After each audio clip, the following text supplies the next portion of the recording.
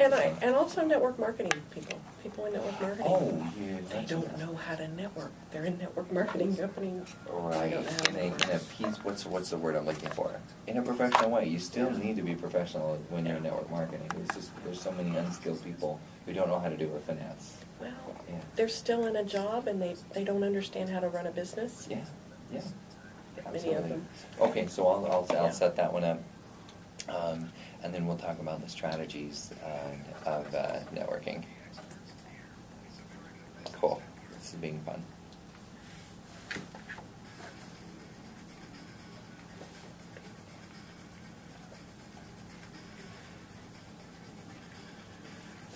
Type that in. Networking.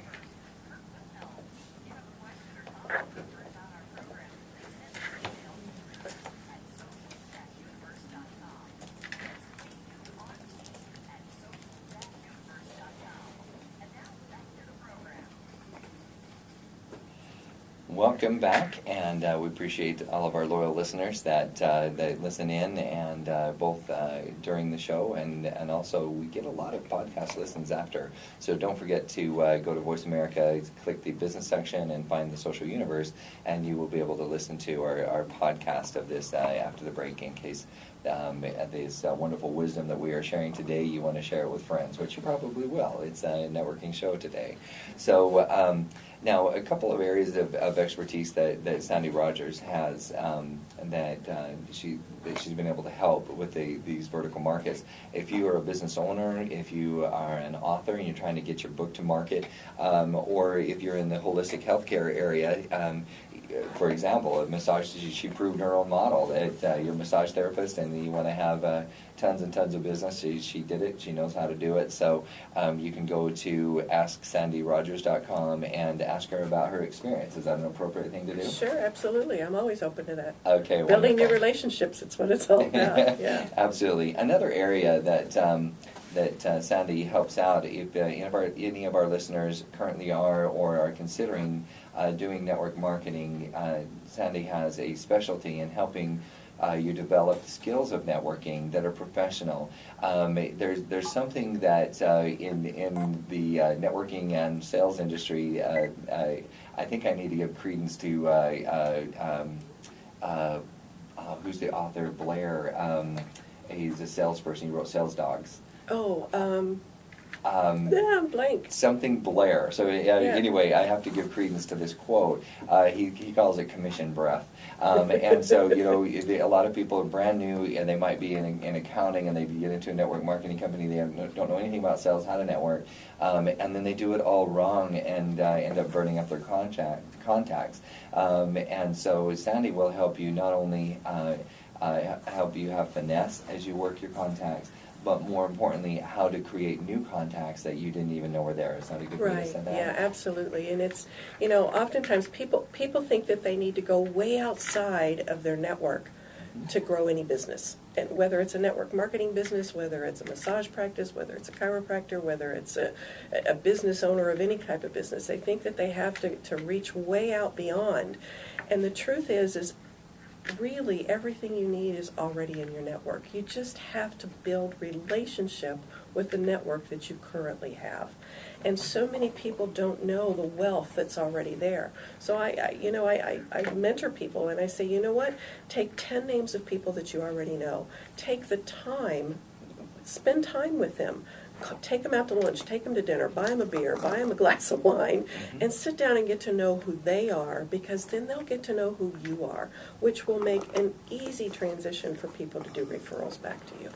Absolutely. It's building the relationship. We want to talk for a moment about what makes a good networking. What are the good ingredients of networking? And there's some principles that Sandy and I are going to talk about, and depending on what flavor of cookie you want to create in this metaphor, you can put them in with different degrees of amount of the ingredients. But the principles we're going to talk about all have their pluses and minuses. If you put more flour in a cake, it's going to be a little more dense. If you forget to put the eggs in there, the whole thing may need to be thrown out. So you want to always include the ingredients, but you're going to make slightly different. Some of you may make brownies, and some of you might make fluffy cakes, and some of you may put strawberries and cream on, whereas some will put different types of icing. But overall, the ingredients we're about to talk about in referral partnering and networking are going to be basic ingredients across all types of networking. The one that Foundation. Yeah, It's the just a foundation, foundation, absolutely. I'm going to let you talk about the first one. Most of our guests are familiar with the concept of the secret, but tell us about the pros and cons of the secret. here's the what I saw happen with the secret, and I witnessed this with so many people. They thought that once they watched The Secret, that all they had to do was think about it, dream about it, meditate on it, write, journal on it. But beyond that, there was no action. And it's like what I say to people, it's like that was a whole movie focused on and all about the law of attraction. And what I've watched, and not just since The Secret, but even still today, people forget to take action. They think that all they have to do is go to a networking event and hand out 100 business cards, and their phone's going to ring off the hook. They don't understand. I don't understand. I do this networking all the time. It doesn't work. Networking's crap. It just doesn't work. And here's what I say to them, but what are you doing? What are you doing? What are you doing to follow up? What are you doing to create relationships with people? So for me, it's like The Secret was all well and good, and I think it opened up a lot of consciousness for people, but it dropped the ball in having people understand that the whole foundation of anything in our life is about taking action. Whether it's in business, whether it's in our personal lives, whether it's with family, it doesn't matter. We have to take action consistently. Agreed. So, for example, just to tie it into our metaphor, to be the example, is that we all love to have inside of our ingredients the eggs, but if that's all you have, you do not have networking. All you have is eggs. Yeah, but if you don't have the secret inside of your networking, if you don't believe that you're going to have positive impact, you're not going to have a positive impact. So you still need to have that faith. You need to have the belief. You need to manifest. You need to be able to pull in the law of attraction. So it's there, but it's one ingredient. So if that's the only thing you're doing, it's not going to work. It's only one piece of the puzzle. Absolutely. It really is, yeah. The next principle is the concept of pay it forward. Do you want to talk a little bit about that? Tell us the pros and cons. Pros of paying it forward. Here's what I find that happens. People who do nothing but pay it forward get into places of resentment, because they might not be getting back what they're paying forward. But again, it goes back to who have they built a relationship with? Who have they paid it forward to? Why did they pay it forward? What was the gift that you gave somebody?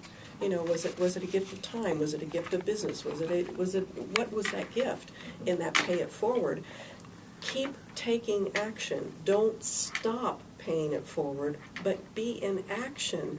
Be in building relationships with people so that pay it forward that you did, the universe can bring it back to you in other ways. It doesn't have to come from the people that you've paid it forward to. It's going to come back to you in other ways. But again, always being in action, always finding another way that you can be of benefit to somebody, that you can offer what you have in a way that is going to pay it forward to yourself. We forget to put ourselves in that equation. Exactly, and so what we want to do is take a look at where our time is best invested. Right. And then when you pay it forward, if I ran around dating 8,000 women, then I would never have the great relationship with my wife that I currently have. Mm-hmm. Since I date one woman every Friday and Saturday, depending on when we switch with the children, then I'm able to have a very wonderful, long-term, eternal relationship. And this is something that's very romantic and that we absolutely love. So you want You've to... nurtured it. Yeah, You've developed it. Yeah. Absolutely. So you want to pick relationships where you know that if you invest your time and your energy, then there is going to naturally be something coming back. If I were looking for a best friend, I would invest in a best friend. If I'm looking for a wife, I would invest in a relationship that would turn into a wife. What this means in translation is you want to look for referral partners that market to the same vertical markets that you do. If you're a business-to-business marketer, for example, right. Sandy and I were talking before the show about if you're business to business and you target dentists, then you might want to target the equipment financing industry. Somebody in the equipment financing industry, you might want to target somebody who sells the little brighten your smile. You might want to target someone who, let's see, janitorial even, right. Lease space, commercial, there are definitely commercial real estate agents that specialize in getting dentists right. Locations, etc. So now you're investing in relationships that you can pay it forward, and they are going to find it easy to pay back to you. Whereas if you're investing with somebody who is in Amway, they're going to run across a couple of dentists, but they, as much as their heart is wonderful, they are not going to be able to refer back. Yeah, they're not doing business with that market. Mm-hmm. And one of the things that I'm always very clear about with people is, you know, and I go back to, and I use this word a lot, is in building the relationship with people.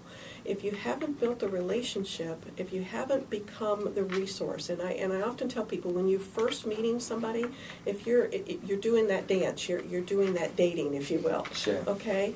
And when you meet them, be the resource for them. Listening is key to all of this. Listen to what they tell you.